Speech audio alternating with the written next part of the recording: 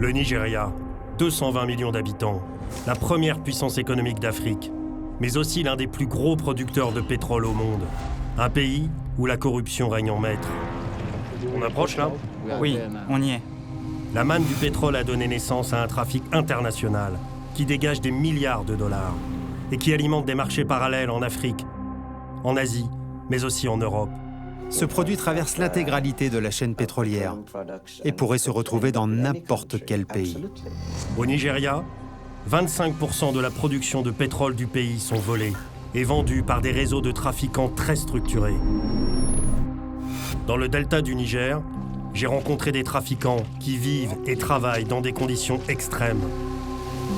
Ce boulot est très dangereux. Beaucoup de personnes sont mortes. Le feu te brûle. Il mange ton corps. Ce ne sont que des petites mains d'un réseau criminel international.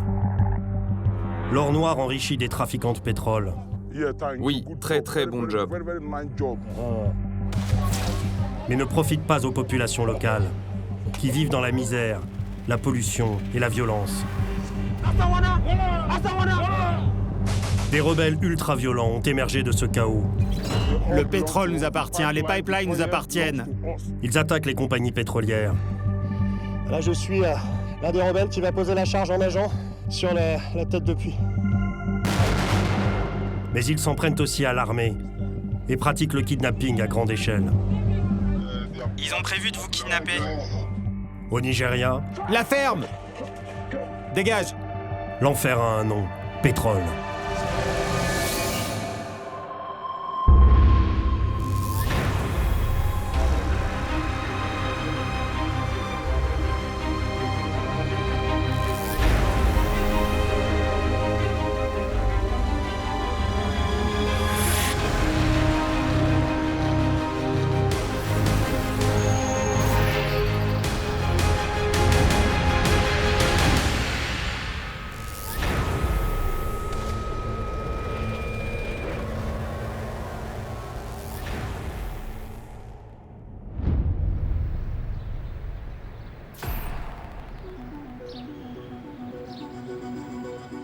Je suis Bertrand Monet.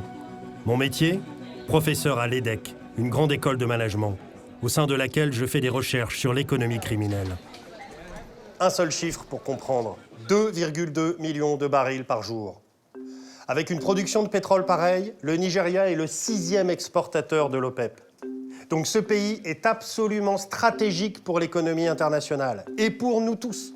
Parce que du pétrole, on en a encore besoin pour faire rouler nos voitures et pour fabriquer des centaines d'objets en plastique qu'on utilise tous les jours. Alors les plus grandes compagnies pétrolières du monde ont investi au Nigeria. Certaines des plus grandes boîtes de la Terre. Le pétrole au Nigeria, on en trouve en mer et à terre, dans le delta du Niger, l'éponge à pétrole de l'Afrique. Ce delta, ça devrait être un Eldorado. Dans les faits, c'est un enfer.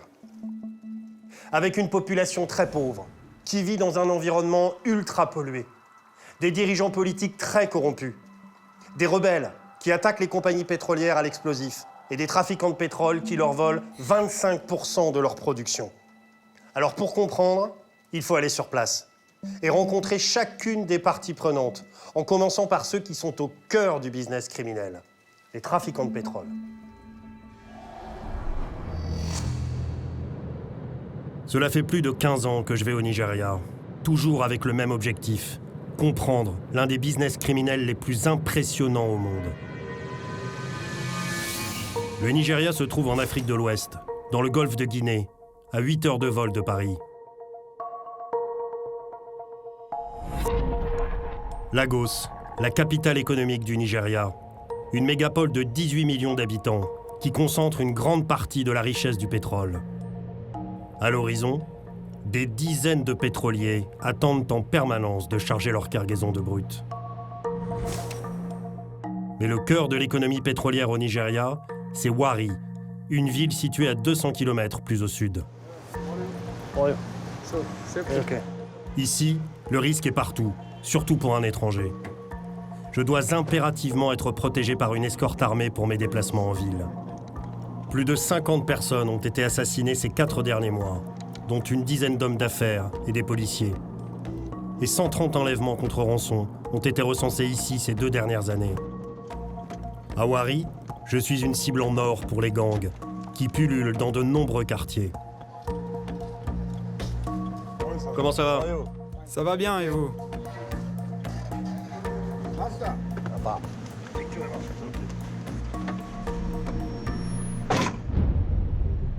Ici, des centaines de milliers de barils de pétrole sont pompés chaque jour, dans un rayon de 50 km. Comment ça va? Tout va bien? Dans cette région, le niveau de vie devrait être élevé comme dans n'importe quelle zone pétrolifère en Norvège ou au Koweït. Alors que 11% des revenus de l'industrie pétrolière devraient revenir aux populations du delta, le taux de chômage dépasse 40% et la misère est extrême. Les royalties de l'or noir n'arrivent pas jusqu'ici. Parce qu'ils ne profitent pas de l'exploitation du pétrole, certains ont décidé de le prendre. Des milliers de trafiquants qui sont à l'origine du casse du siècle. Le vol, le raffinage et la vente de 25% de la production du Nigeria. Au Nigeria, le trafic de pétrole a un nom, le bunkering.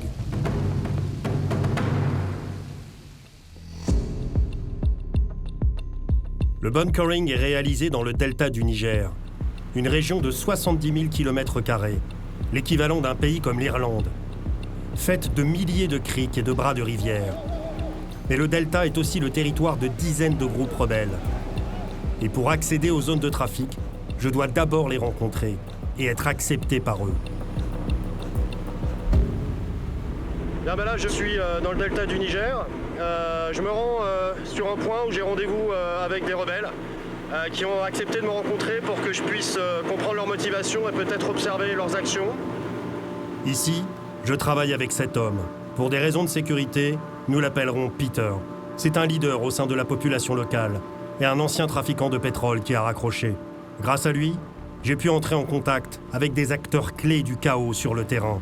Cela m'a pris plusieurs années pour obtenir leur confiance. Ok, alors qu'est-ce qu'ils vont faire là? Ils prévoient de faire une attaque.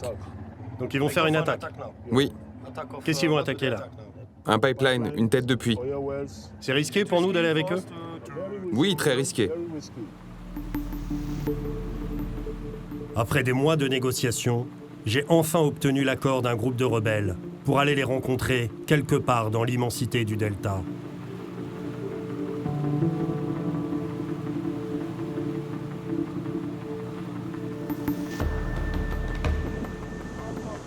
À l'heure prévue, leur speedboat s'approche.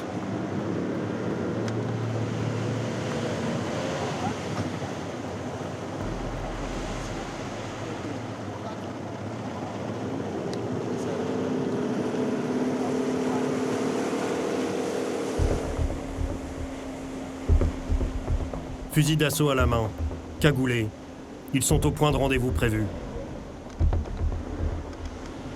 Mais très vite, un deuxième speedboat sort de la mangrove. Les rebelles nous encerclent et ils nous braquent. Si on pouvait arrêter de nous braquer, ça serait mieux.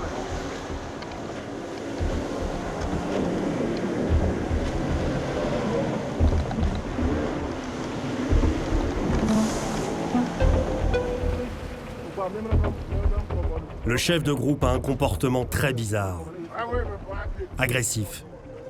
Je vois qu'il est défoncé.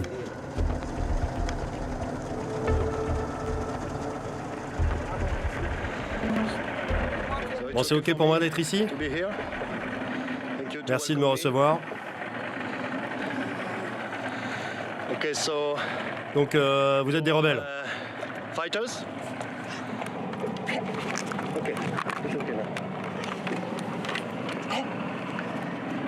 OK, on y va.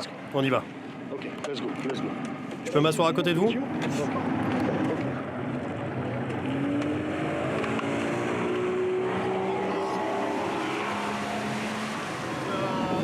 Donc là, vous partez faire une attaque, là? Oui, on part attaquer. Pourquoi vous faites ça? Pourquoi on fait ça? On fait ça pour les habitants de la région, OK. Parce que vous êtes en colère contre les compagnies. contre le gouvernement fédéral. Ah, contre le gouvernement fédéral. Ces têtes de puits, à qui elles appartiennent? À Chevron ou à Shell. OK.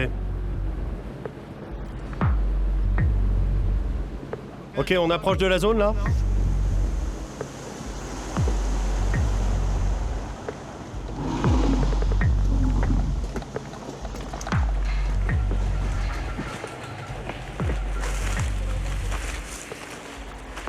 Ok, donc là, je les suis. On va approcher normalement de la... Ah ok, d'accord, la tête de puits là. On va faire quitter la tête de puits. Okay. Sous cette tête de puits, un forage pompe du pétrole brut à quelques mètres de profondeur. Les rebelles viennent la faire exploser avec de la dynamite. Ces hommes tolèrent nos caméras, mais d'habitude, personne n'assiste à leurs actions.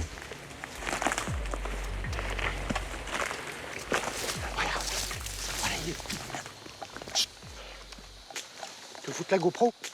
Tu fous de la GoPro ou pas? La ferme! Dégage!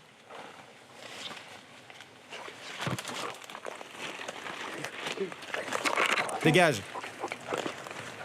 Ok. Je veux pas de problème.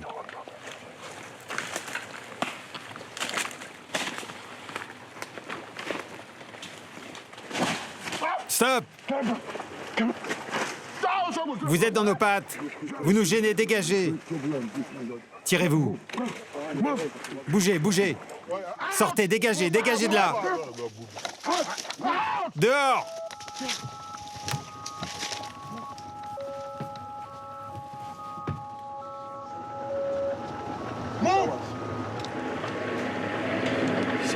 C'est kidnappation, c'est limite là, c'est très limite.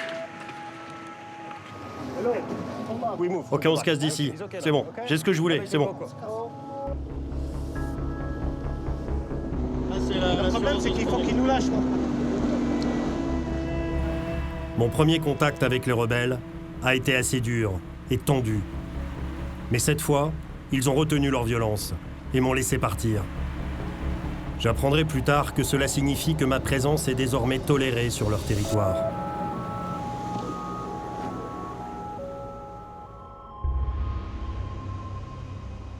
Ok, vous me confirmez que les gars sont d'accord pour que je vienne. Ok, donc ça va se passer la nuit. La première étape du bunkering que je dois observer, c'est le siphonnage. Après des mois d'approche, j'ai rendez-vous sur un embarcadère avec un groupe de trafiquants qui ont accepté que je les suive et que j'observe la première phase du bunkering. Le vol du brut directement dans les infrastructures des compagnies pétrolières. C'est ce bateau? C'est lui. Ok les gars, je vous rappelle quand Quand t'es de retour. L'armée est déployée partout dans le delta, où elle est censée traquer les rebelles et les trafiquants. Alors avant de partir, le chef du groupe confirme avec les guetteurs qui restent sur place que nous pourrons entrer dans la zone, malgré les patrouilles. Ok, donc là, je suis sur le delta. Je pars filmer un point de siphonnage sur la rivière cette nuit. Faut faire vite, c'est compliqué, il va falloir éviter les patrouilles de l'armée en essayant de pas se faire arrêter. Voilà, normalement, retour dans 2 à 3 heures. Je pars dans le delta, à travers des dizaines de bras de fleuve. Après 1 heure de navigation, des silhouettes apparaissent dans la nuit. Je peux éclairer? Oui. Moins vite. C'est un Cotonou boat. Ces barges en bois sont utilisées comme des pétroliers de fortune par les trafiquants.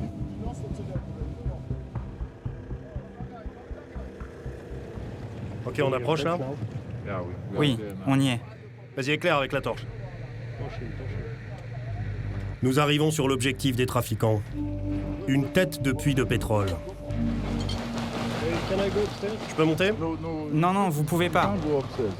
Sérieusement, vous pouvez pas. Sous la surface, un forage pompe du brut dans le sous-sol, qu'il injecte directement dans un réseau de pipeline. Les trafiquants ouvrent les vannes de la tête de puits pour faire remonter le brut dans un tuyau qu'ils y ont fixé. Le tuyau est relié à un Cotonou boat qui va recevoir plus de 300 tonnes de brut sous haute pression en quelques heures.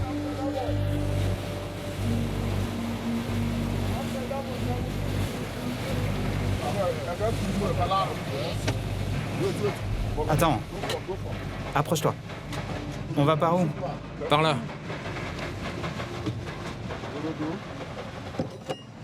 Depuis combien de temps faites-vous ce travail? J'ai commencé il y a longtemps. C'est un job dangereux? Oui, c'est dangereux. Le danger, c'est le gaz. Le gaz peut provoquer des explosions. Vous gagnez combien en faisant ça? Je dirais 13 000 euros. Pour une nuit? Non, par bateau. Et l'armée, c'est un problème pour vous? C'est dangereux? Ça peut être un problème, mais on bosse main dans la main, comme une équipe. Vous travaillez avec l'armée? Comme une équipe. Nous avons donné 1 000 euros à l'armée pour pouvoir agir. Pour ce siphonnage? Oui. Si on n'avait pas payé, il y aurait des patrouilles partout. Selon ces trafiquants, corrompre des unités de l'armée présentes dans la zone est donc essentiel au bunkering. Merci. Faites attention à vous. Ok. Bonne nuit. Bonne nuit. Pour les compagnies pétrolières, le bunkering a un coût énorme.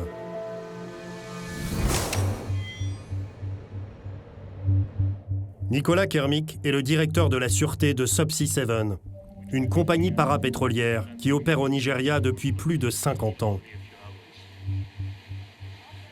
D'après vous, quelle est la proportion de pétrole qui est volée aux compagnies pétrolières comme cela dans le delta du Niger? Alors, si on considère cette technique et cette région, c'est à peu près un quart de la production. Et quelle est la production de pétrole au Nigeria? C'est 2,2 millions de barils par jour. Et si on considère un quart de vol, ça fait 500 000 barils par jour. Donc, ce sont 500 000 barils qui sont volés chaque jour aux compagnies pétrolières. Oui, exactement. Et ça représente combien? Alors, suivant le cours du baril, on peut considérer que c'est compris entre 16 et 20 millions d'euros par jour. Pour les populations que j'ai rencontrées sur place, dans le delta, le siphonnage de pétrole comme cela, ce n'est pas du vol. Absolument. Elles considèrent qu'elles sont sur leur territoire, que ce bien leur appartient. Mais pour les compagnies pétrolières, c'est bien du vol. Mais le bunkering n'est pas le seul problème du delta. L'abondance de pétrole, confrontée à la misère des populations locales, a naturellement fait naître une insurrection armée. En 2006 apparaît le MEND, le mouvement pour l'émancipation du delta du Niger. Une guérilla qui recrute des dizaines de milliers de jeunes hommes dans la région. Attaques à l'explosif et à l'arme lourde, visant aussi bien l'État que les compagnies pétrolières, kidnapping, les rebelles conduisent des centaines d'actions, toujours violentes et meurtrières dans le delta. Jusqu'à ce que le gouvernement rétablisse le calme, en mettant en place une amnistie des groupes armés en 2009. S'ils ont officiellement cessé les combats, de nombreux groupes rebelles n'ont pas déposé les armes. Et la situation reste explosive.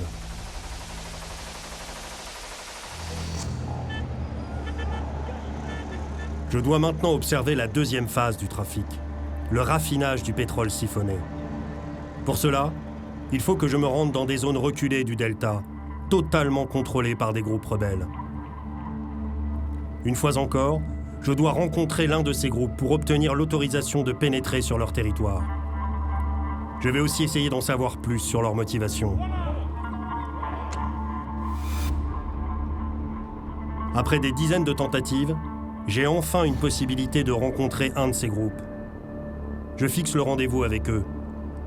Ces rebelles sont dans la mangrove. Je me rends sur un embarcadère où je dois partir les rejoindre en bateau.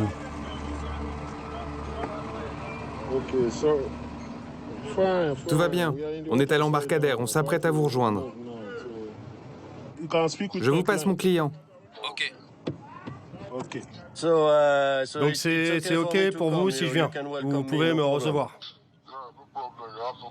Il n'y a pas de problème. Tout est OK pour nous. OK, thank you so much, thank you. OK, merci beaucoup. À tout de suite. Bye bye. Mais au moment de partir, mon fixeur reçoit un appel. Hello. OK, attendez. Ne raccrochez pas, s'il vous plaît. Il y a un problème? On va le savoir. Qui a appelé? Il me dit qu'il est l'un des gars du général. Allô? Il faut que je vous donne une information. Ils ont prévu de vous kidnapper. Tu m'entends? Oui, mais je viens de leur parler. Je te donne juste l'info. Ils ont prévu de vous kidnapper, alors n'y allez pas. Ok, pas de problème. Vraiment, n'y allez pas. Alors, c'est pas bon. Une fois qu'on sera sur place, ils vont nous kidnapper. Ok, on y va tout de suite, ça craint. Ici, un Européen vaut 200 000 €. J'ai sans doute échappé de peu à un kidnapping. Mais c'est un risque à prendre en compte quand on s'approche des rebelles. Je dois recommencer. Il est essentiel que j'entre en contact avec un autre groupe de rebelles. Quelques semaines plus tard, grâce à un ancien chef de la rébellion, un groupe accepte de me rencontrer. Cette fois, il faut que ce contact fonctionne. Sinon, mon enquête va s'arrêter ici. Ok, je veux dire, est-ce qu'ils sont d'accord ou pas pour me recevoir? Ils sont ok. C'est sûr cette fois. Ok, donc tu me récupères à la rivière. Au point où tu m'as pris la dernière fois. C'est bon?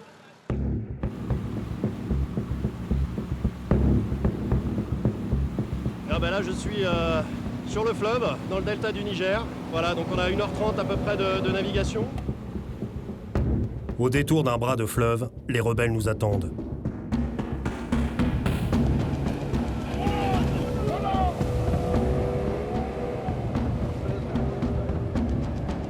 La situation est tendue. Les speedboats tournent autour de moi.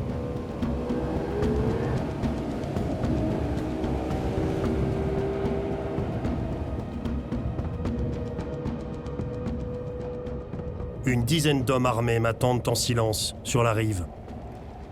Sentant le danger, l'ancien chef rebelle qui m'accompagne a sorti son arme.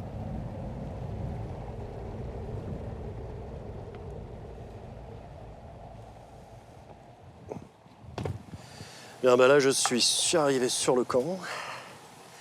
Je vais essayer de faire une interview de ce groupe. Essayer de comprendre leur motivation. Ok, je peux faire une courte interview? Ok. Ok. Vous pouvez vous déplacer un petit peu dans le bateau pour la lumière? Vous pouvez vous déplacer dans le bateau? Tu me donnes un ordre? Non, je demande juste. Tu me demandes d'aller là? S'il vous plaît, c'est juste une question. Je suis désolé, général. Désolé. Vous pouvez me dire qui vous êtes? Je suis le général Bruce. Vous contrôlez cet endroit? Oui. Combien d'hommes avez-vous? D'abord, je suis le commandant. Je viens de Sambé. Et je ne veux pas discuter de ça maintenant avec vous. Oui, je contrôle cet endroit. Quelles sont les actions que vous conduisez ici? Cet endroit n'est pas un bon endroit pour ceux qui refusent mes ordres.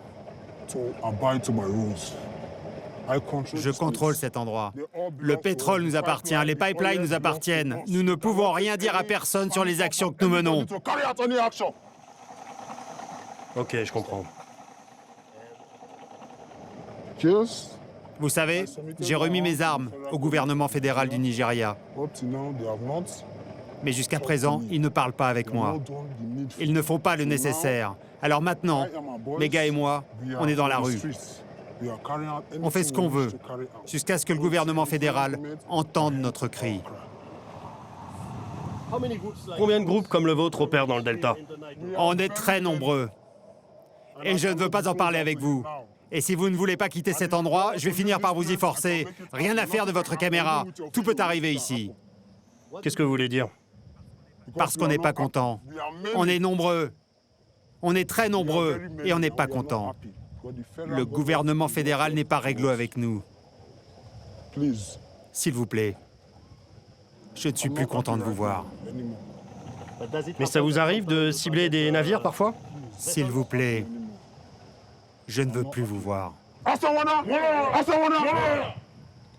Dégage. Ok, merci, je pars.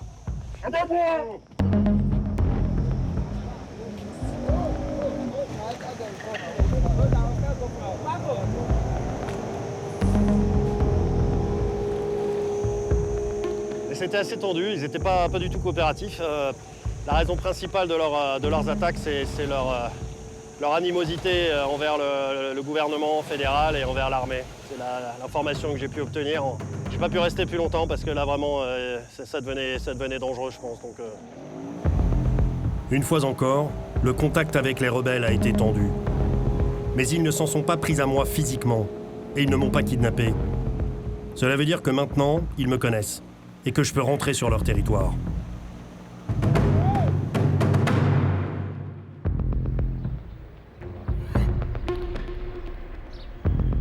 Pour comprendre le bunkering, il faut aller plus loin, en suivant les trafiquants, pour observer ce qu'ils font concrètement des tonnes de brut qu'ils siphonnent dans les puits de pétrole.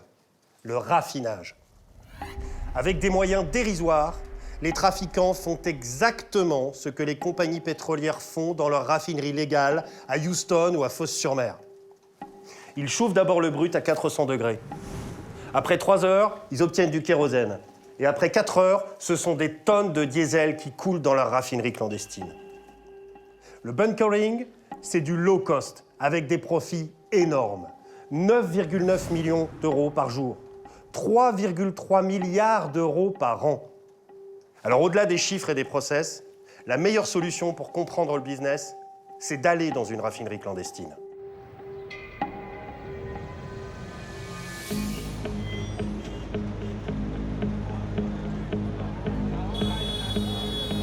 Bon, tout est OK pour aller sur la rivière?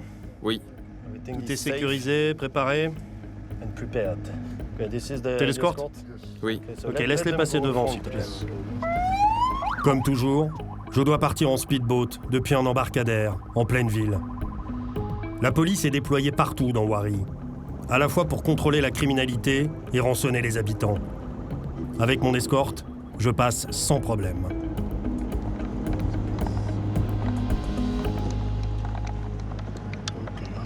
Je vais m'arrêter là. Attends-moi ici. Le bateau est là? Je vais vérifier. Je dois être prudent. Ici, je peux me faire kidnapper à tout moment. Le bateau est ici. Tout est OK.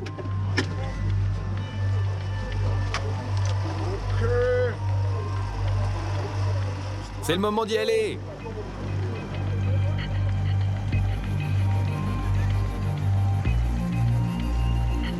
Donc voilà, il ne faut pas qu'on se fasse intercepter, donc on va prendre des chemins détournés dans le delta, dans les criques, en essayant de contourner les barrages, les contrôles. Normalement, on arrive à peu près dans 2 heures. 2 heures de navigation dans le delta, en espérant arriver rapidement sur la raffinerie. Nous entrons dans une zone de puits de pétrole. C'est ici que je vais pouvoir observer cette phase clé du trafic, le raffinage. Très vite, je croise des Cotonou Boats. Le signe qu'ici, c'est un secteur de bunkering.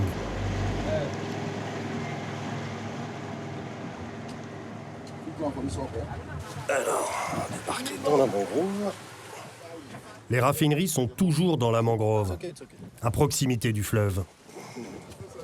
Sois léger comme Jet Li.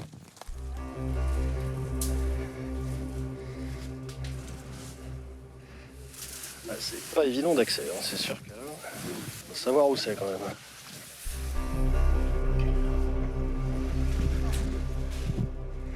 Voilà, on arrive sur la raffinerie. Mais à l'arrivée, je découvre un spectacle de désolation. Un silence pesant règne sur la zone, comme après une tempête.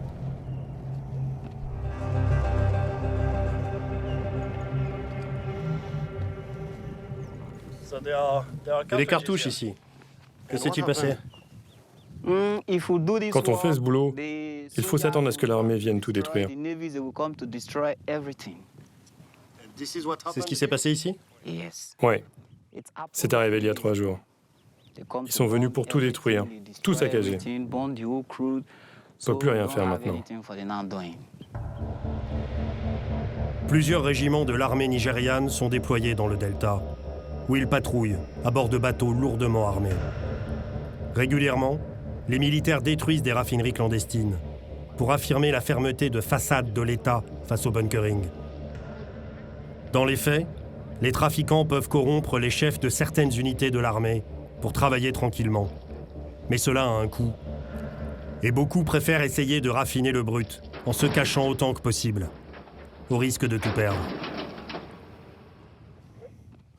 Ils ont tiré? Oui, ils ont tiré. Ils ont tiré sur vous? Non, pas sur nous. Ils ont tiré sur les citernes pour les détruire. On s'est enfui dès qu'on les a vus.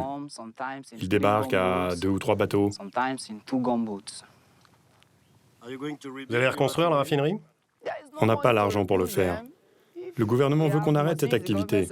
C'est OK pour nous, mais il faut nous donner du travail, nous donner de l'argent pour monter un business. Alors on sera content.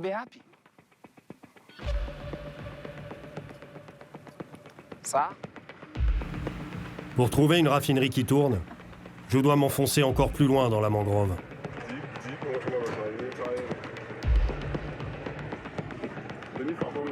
Comment on continue jusqu'à la zone? On doit continuer à pied. Dans l'eau? Oui.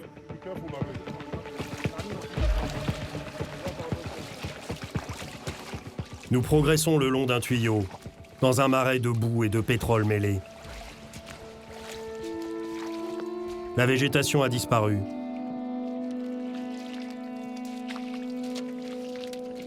Au bout de 2 kilomètres, la raffinerie.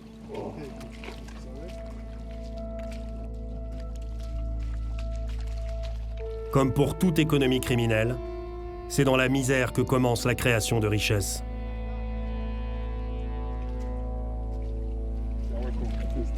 Bonjour. Ça va? Des milliers de raffineries comme celle-ci travaillent chaque nuit dans le delta, avec des dizaines de milliers d'ouvriers anonymes, les premiers maillons d'un réseau de trafic international qui dégage des milliards de dollars chaque année.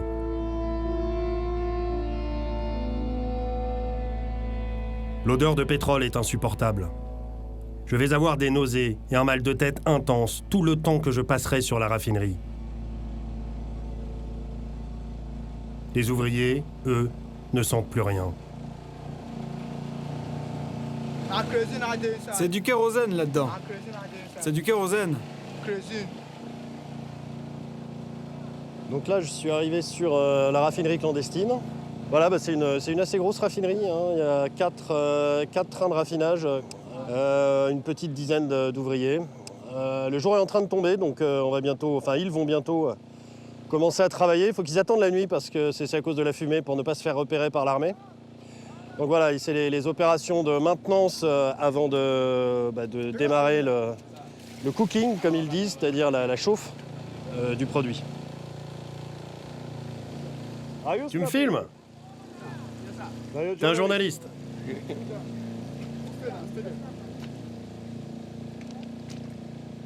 Quel âge avez-vous?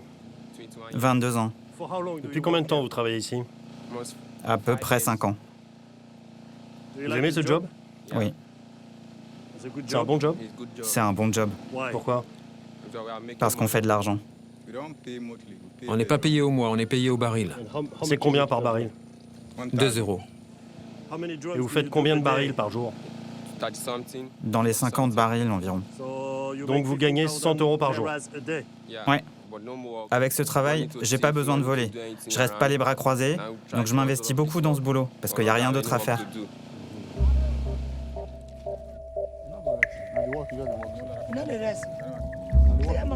Cet homme est le boss du bunkering dans la zone. Il dirige une vingtaine de raffineries comme celle-ci. C'est l'un des plus gros trafiquants dans le delta. Aujourd'hui, il est venu payer ses ouvriers.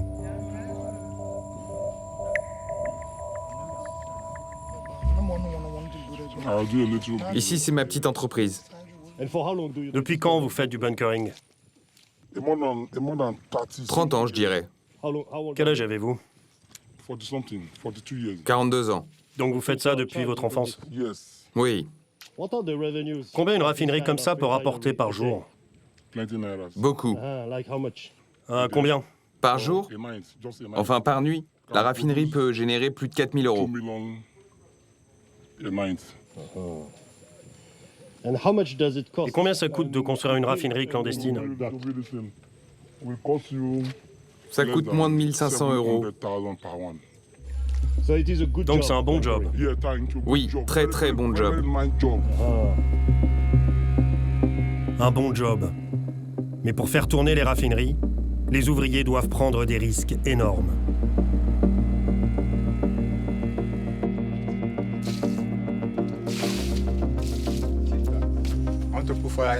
Je dois mettre du pétrole brut à l'extérieur pour allumer le four. Pastor!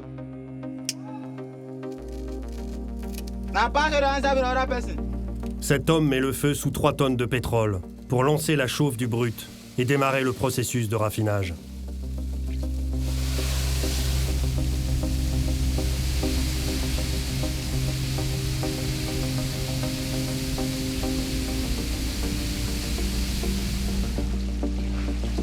Et toute la nuit, il faut entretenir les flammes en y jetant du pétrole brut.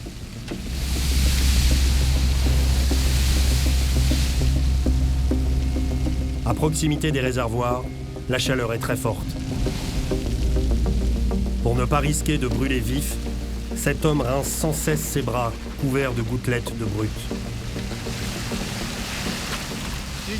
Ce boulot est très dangereux. Beaucoup de personnes sont mortes. Elles sont mortes à cause de ce boulot. Le feu te brûle. Il mange ton corps.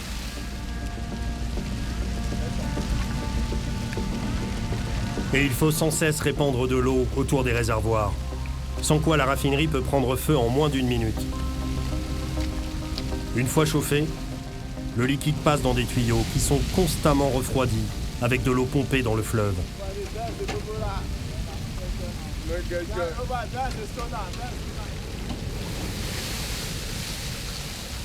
Maintenant, il faut attendre 3 heures pour que les premiers carburants sortent.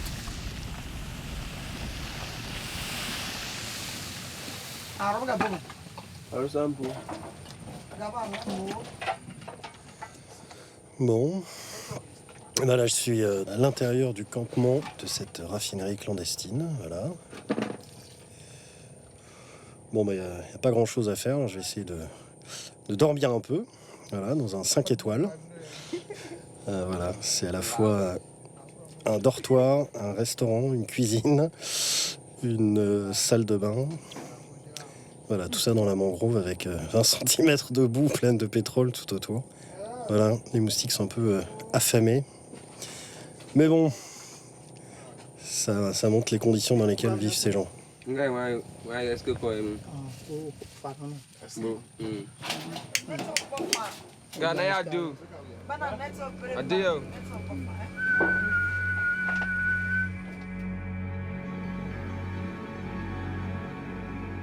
À 3 heures du matin, je retourne au réservoir.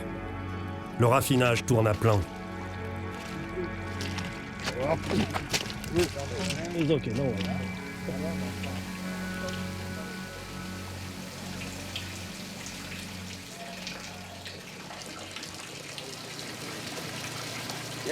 C'est du kérosène.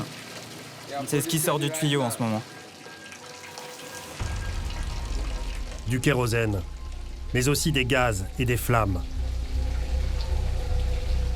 Un mélange très dangereux.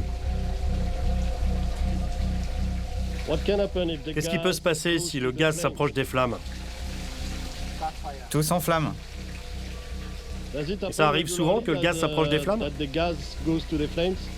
Oui, oui. Donc ça peut exploser? Oui, ça peut exploser.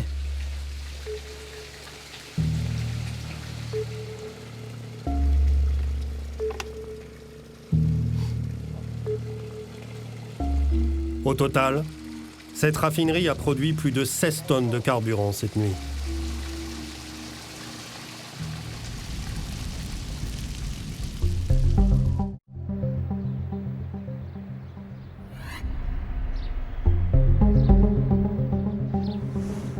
trafic de pétrole, c'est un business hyper rentable. Pour bien comprendre, on va suivre la rentabilité du trafic pour un chargement de pétrole siphonné. Étape 1. Les trafiquants siphonnent 320 tonnes de pétrole brut. Coût pour cette phase, le carburant pour la barge, la corruption des soldats présents dans la zone, coût total, 1 150 €. Étape 2. Les trafiquants raffinent le brut siphonné en à peu près 20 nuits de travail. Coût pour cette phase, les fours de raffinage, les salaires, coût total, 4 700 €. Les trafiquants vendent le diesel raffiné à 25 centimes d'euros le litre. Donc si on enlève ces coûts et les 30% de produits que les trafiquants ne peuvent pas raffiner mais qu'ils rejettent dans la nature, on obtient pour un chargement un résultat de 50 000 €, ce qui dégage une marge de 750%. Maintenant, on élargit le scope. Ça veut dire que cette raffinerie rapporte chaque année 900 000 €. Et des raffineries comme celle-ci, il en existe des milliers dans tout le delta. Un business hyper rentable, mais avec des conséquences terribles. Le bunkering détruit la nature.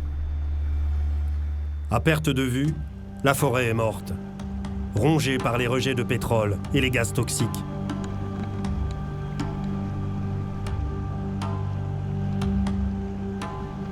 Chaque année, entre le brut rejeté dans la mangrove par les trafiquants et les fuites sur les pipelines des compagnies pétrolières, c'est l'équivalent d'une marée noire comme celle de l'Erika, qui est déversée dans les 70 000 km² du delta du Niger.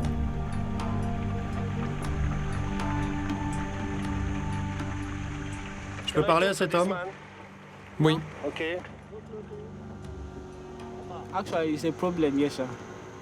Effectivement, c'est un problème. Avec cette huile dans l'eau, c'est très difficile d'attraper des poissons. Aujourd'hui, vous avez réussi à en attraper beaucoup. Oui. Malgré tout ce pétrole partout. En fait, c'est grâce à Dieu que nous attrapons tous ces poissons, malgré la quantité d'huile.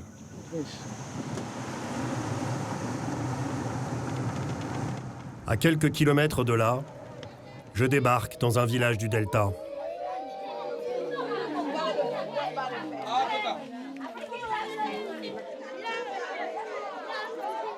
Combien de personnes vivent ici? Nous sommes à peu près 500. 500 habitants ici. Quelle est l'activité des gens ici? Il n'y a pas de travail. Donc on essaie de survivre comme on peut avec cette activité illégale. Il n'y a que comme ça qu'on peut vivre ici. Des centaines de villages comme celui-ci vivent du bunkering dans tout le delta.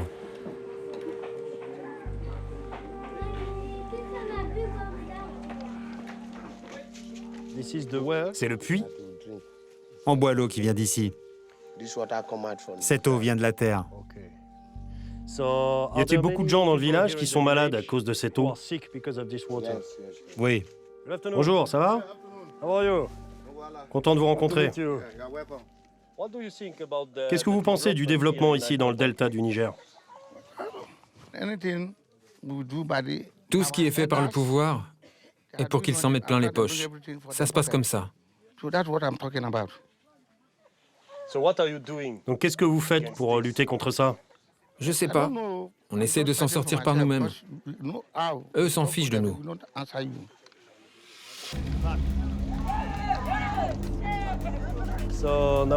Allez, on va y aller. Prenez soin de vous. Bon courage. Quand des villages entiers du delta survivent à peine grâce au trafic de pétrole, quelques membres d'une élite politique ultra corrompue s'enrichissent en détournant des milliards de dollars de royalties. Lamido Sanusi a dirigé la Banque centrale du Nigeria. Il est le premier homme à avoir osé dénoncer l'ampleur de la corruption dans ce pays dès 2014. Et pour avoir fait cela, il a été démis de ses fonctions par le président nigérian de l'époque. Il ne fait aucun doute qu'entre janvier 2012 et juillet 2013, la compagnie pétrolière nationale du Nigeria a encaissé pour 67 milliards de dollars de pétrole brut. et a rétrocédé 47 milliards de dollars dans les comptes de l'État fédéral. Il y a donc un trou de 20 milliards.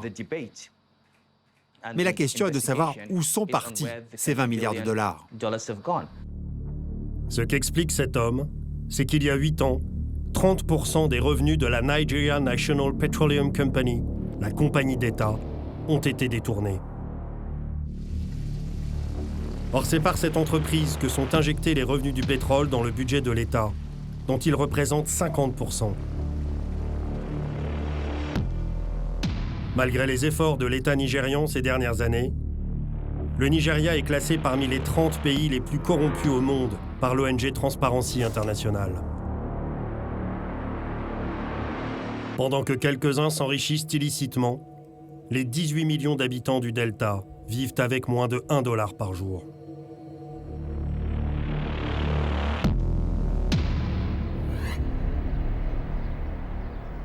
C'est ce déséquilibre entre richesse et pauvreté qui pousse les rebelles à être de plus en plus violents contre les compagnies pétrolières. Des groupes comme celui que j'ai rencontré, il en existe une trentaine, disséminés dans tout le Delta. Mais pour comprendre la réalité du danger qu'ils représentent, il ne faut pas seulement aller sur leur camp et écouter leurs discours. Il faut aussi les suivre lorsqu'ils mènent des actions.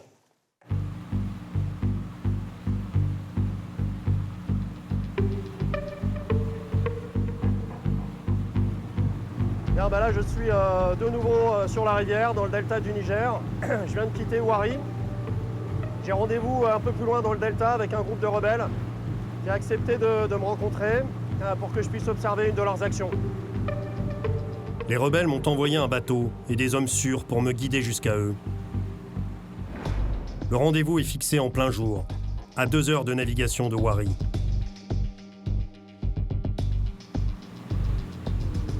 Je ne dois surtout pas être vu ici. Une patrouille de l'armée peut arriver à tout moment. Les hommes sont nerveux.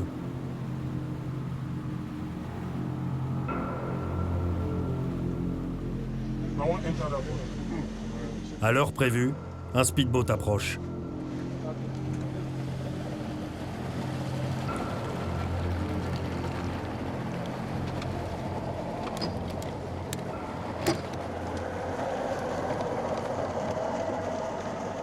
Les rebelles préparent une attaque. Pour leur action, ils vont utiliser de l'explosif de chantier qu'ils volent dans des carrières de la région. Qu'est-ce que vous allez faire avec ça? On veut faire exploser une tête de puits. Pour leur faire comprendre que nous sommes très fâchés. Dans d'autres pays d'Afrique où il y a du pétrole, tout va bien. La vie est facile.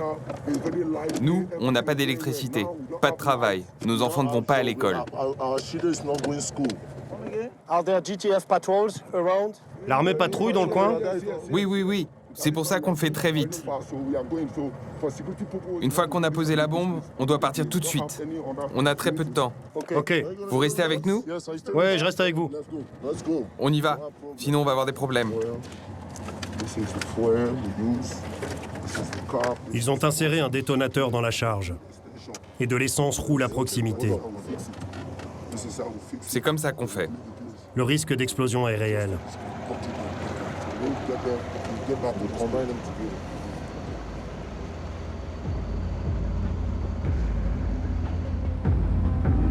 Is this your target? Cette tête de puits appartient à Shell. Cette compagnie européenne est le premier producteur de pétrole dans le Delta, où elle opère des centaines de puits comme celui-ci et des milliers de kilomètres de pipeline.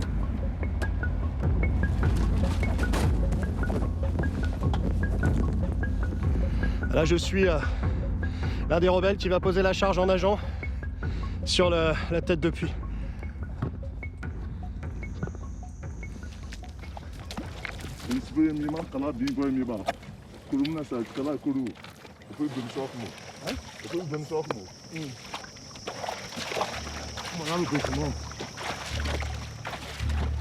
Les deux hommes fixent la charge, puis l'entourent de vêtements qu'ils arrosent d'essence pour maximiser les effets de l'explosif.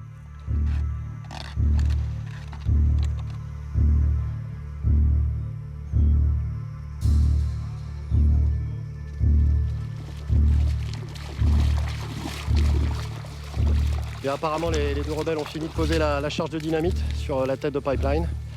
Ils reviennent, ils ont déjà tiré le câble électrique pour déclencher l'explosion, donc ça devrait plus tarder.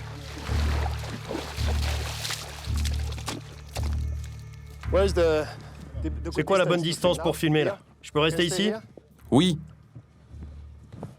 Hold on. Attendez. S'il vous plaît.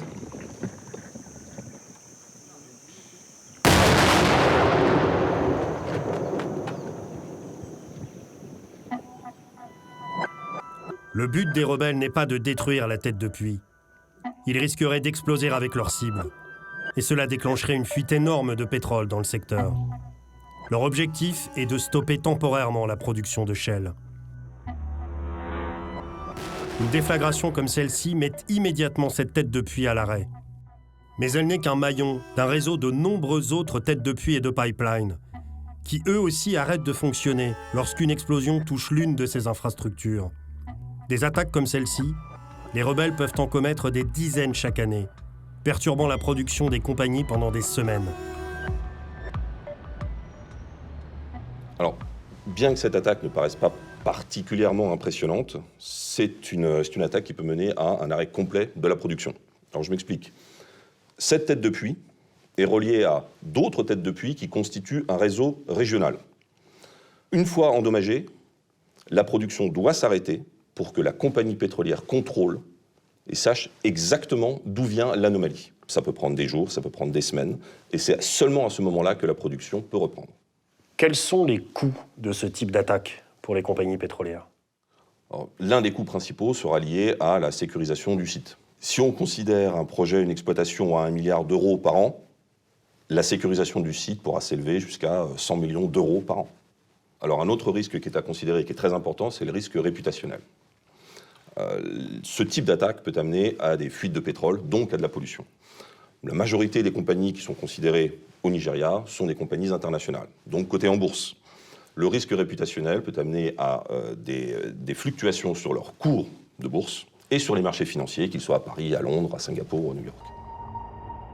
Terrible effet papillon. Des attaques conduites avec des moyens dérisoires dans le delta du Niger, qui ont un impact financier énorme sur des entreprises multinationales et qui peuvent avoir des répercussions sur certaines places boursières mondiales. De retour sur le terrain, avec les rebelles, pour observer un autre type d'action. Dans le delta du Niger, ils ne s'en prennent pas seulement aux compagnies pétrolières. Les rebelles s'en prennent aussi à l'État et à l'armée. Quelques jours plus tard, je retrouve un autre groupe de rebelles. Il y a 24 heures, ces hommes ont pris part à l'attaque d'un bateau de la marine nigériane, durant laquelle 12 soldats ont été tués.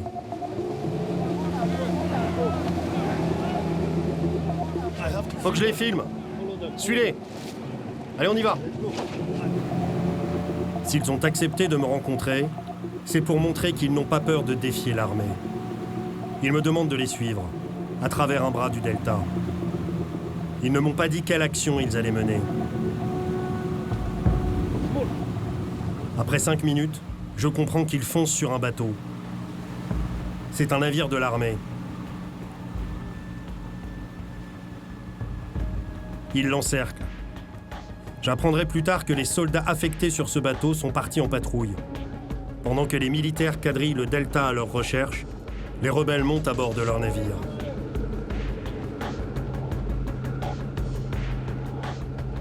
Un second speedboat arrive pour sécuriser la zone.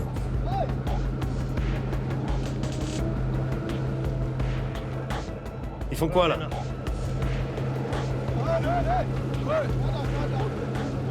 Regarde-les, regarde-les.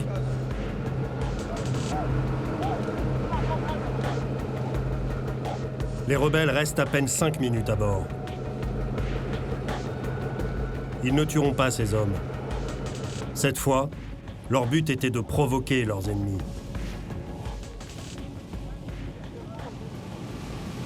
Là, c'est bon, j'ai pu observer ce groupe de rebelles. Alors ils m'ont pas autorisé à monter à bord. Ils n'ont pas voulu me donner d'interview, ils sont partis comme ils sont arrivés. Mais bon, je suis quand même satisfait parce que pour la première fois, j'ai pu observer leur mode d'action dans la réalité. Et c'est très important. Maintenant, retour à Wari, d'ici 2 ou 3 heures, en espérant surtout ne pas être arrêté.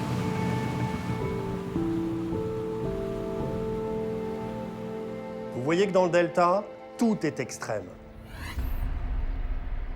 Des rebelles qui sont prêts à tout. Et des trafiquants qui font des profits énormes.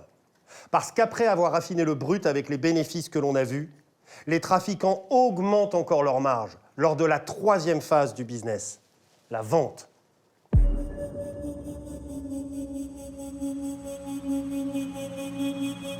Pour vendre le produit, les trafiquants doivent d'abord le transporter en dehors des criques du delta.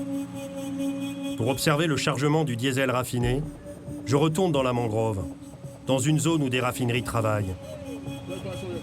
Je m'attendais à trouver un cotonou boat, ces barges en bois utilisées pour le bunkering. Mais c'est un simple speedboat que ces hommes sont en train de charger.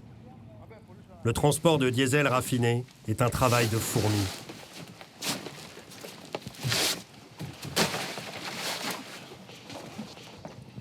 Je suis le responsable de ce camp. Tiens, Qu'est-ce qu'il y a dans le bateau, là? du diesel. C'est du diesel. Oui, c'est du diesel. Je l'emmène à Wari.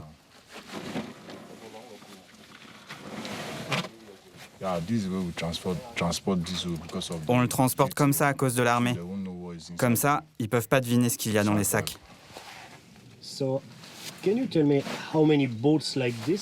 Vous pouvez me dire combien de bateaux comme ça il vous faut pour transporter toute la production de la nuit dernière? De cette nuit, je dirais en gros 20 trajets. Des tonnes de diesel chargées dans des sacs de cellophane. Chaque jour, des centaines de bateaux comme celui-ci quittent la mangrove pour Wari. C'est là que le produit est livré. Ces réservoirs sur le port de Wari stockent du diesel livré ici depuis des raffineries légales. Mais certains de leurs employés sont corrompus par les trafiquants. Et ils stockent donc aussi du diesel raffiné illégalement dans le delta. Et chaque jour, les deux produits sont transportés par des centaines de camions dans tout le Nigeria et dans d'autres pays de la région. Mais les trafiquants ne se contentent pas du marché local. Ok, on se rencontre à quelle heure? À 4 heures, ça va? Pour comprendre la vente, il faut que je rencontre quelqu'un qui est au cœur du business. Après des mois d'approche, l'un des principaux trafiquants du Delta a accepté de me parler.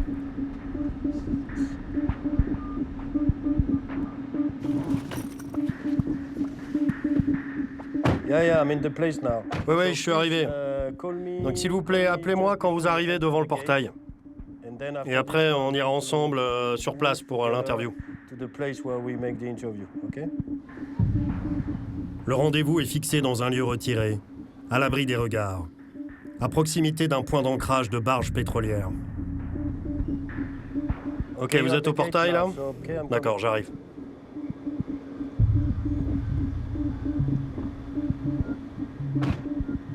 Cet homme est un broker, un commercial de très haut niveau dans le trafic de pétrole. Au Nigeria, c'est l'un des hommes clés dans la vente en gros du diesel illégal. Bonjour. Comment allez-vous? Content de vous rencontrer. Comment allez-vous? Ici, ça vous va? Oui. Pouvez-vous me dire quelles sont vos activités? Mes activités? Vous savez, je suis un homme d'affaires. Et quelles sont vos affaires? Je travaille dans le milieu du bunkering. Je suis une sorte de consultant. Quel type de produits vendez-vous? La plupart du temps, c'est du diesel. À quel prix achetez-vous 1 litre de diesel dans les raffineries clandestines? J'achète le litre de diesel environ 25 centimes d'euros. Et à quel prix vendez-vous ce même litre à vos clients? Je le vends environ 40 centimes. Et quel est le prix officiel? Le prix officiel en ce moment, c'est plutôt 80 centimes d'euros. Donc c'est un gros rabais, non? Oui, un gros. C'est intéressant pour vos clients. Oui, c'est une très bonne affaire. Qui sont vos clients? Vous pouvez me dire quel type de clients vous avez? J'ai des clients locaux. Des Nigérians. Oui, Vous avez des clients étrangers? oui. Le dernier que nous avons fourni était un client étranger. Il était de quelle nationalité? Ukraine. J'avais négocié avec des Ukrainiens. Et vous avez d'autres clients étrangers? J'en ai qui viennent de Grèce. Mais comment est-ce que cela fonctionne? Comment peuvent-ils récupérer le produit? Ils viennent avec un navire.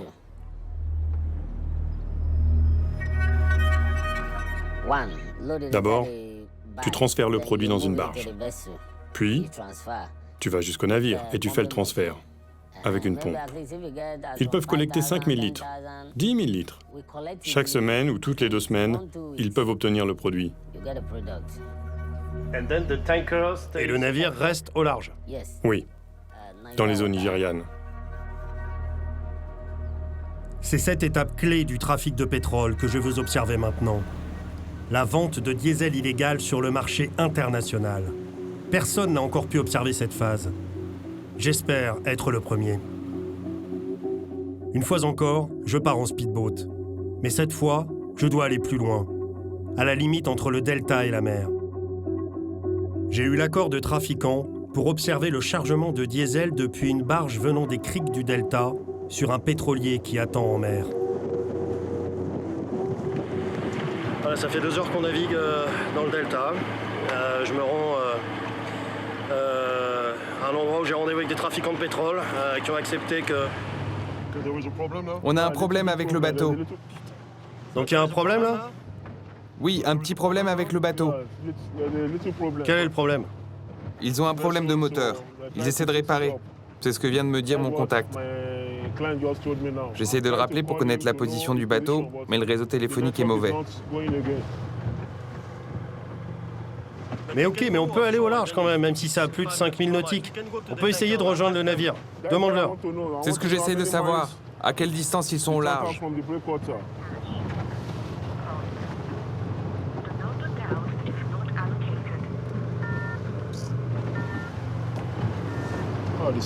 Il n'y a vraiment pas de réseau.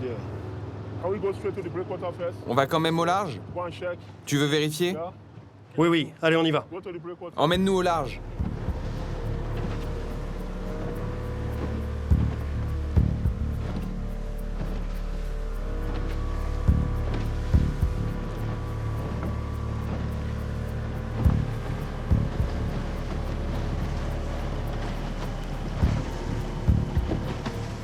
Donc c'était là le point de rendez-vous? Oui, c'était le point de rendez-vous.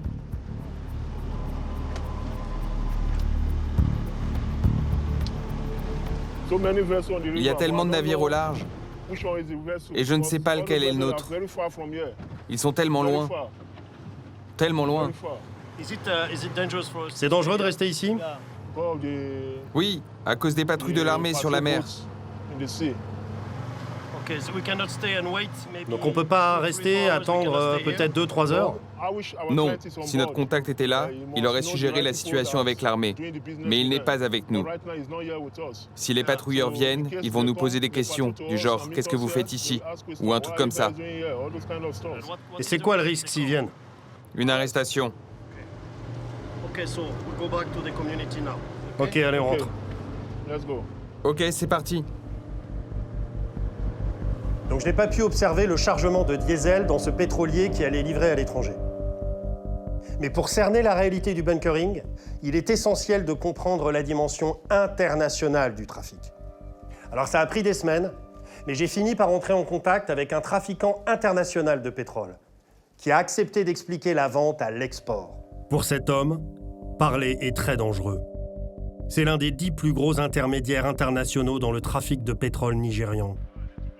Je le rencontre en Europe, sur son marché. Je commence par lui expliquer jusqu'où je suis arrivé dans ma recherche. Donc vous voyez, c'est ça qui s'est passé. Oui, ça n'a rien d'exceptionnel. Vous voyez, ces pétroliers, beaucoup ne sont pas en bon état. Ils tombent toujours en panne, malheureusement. C'est un business très dangereux. Et les gens aiment régler ces affaires rapidement. Parce qu'il y a toujours la possibilité que des patrouilles arrivent pour procéder à des arrestations ou interrompre le business. Quelles sont les différentes parties prenantes du trafic de pétrole?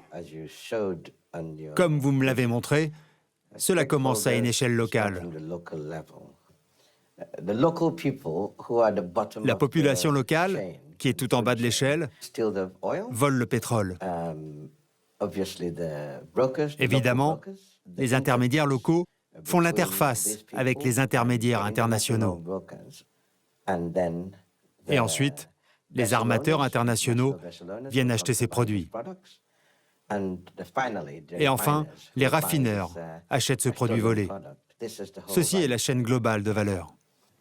Donc vous voulez dire que les clients étrangers de ce produit illicite sont des raffineries? Absolument, oui. Il y a une demande des acheteurs étrangers pour ce produit. Parce que ce produit est acheté à très bas prix, comparé au prix sur les marchés internationaux. Selon vous, les raffineries sont pleinement conscientes de l'origine du produit? Je n'ai aucun doute qu'ils sont pleinement conscients de l'origine de ce produit, oui. Ils l'achètent à 250 € la tonne. Ce produit est vendu sur le marché mondial des matières premières à 400 €. Vous pouvez imaginer la marge? Ce chiffre pourrait être autour de 80 € la tonne. Donc les raffineries font une bonne affaire? Bien sûr. Pourquoi le ferait-il sinon? Une partie de ce produit est raffinée localement. Quand je dis raffiné, ce n'est pas à proprement parler. Ils n'ont pas la capacité de faire ça. La plupart est vendue à des acheteurs étrangers directement en raffinerie, pour le raffiner correctement avant d'être vendu et distribué. Parce que ce produit n'est pas sous une forme permettant la vente au détail dans ces pays étrangers.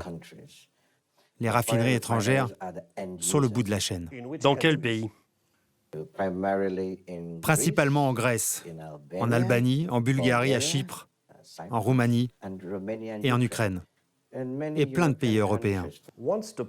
Quand ce produit est acheté par ces raffineries, le carburant qu'elles en tirent est vendu sur place uniquement?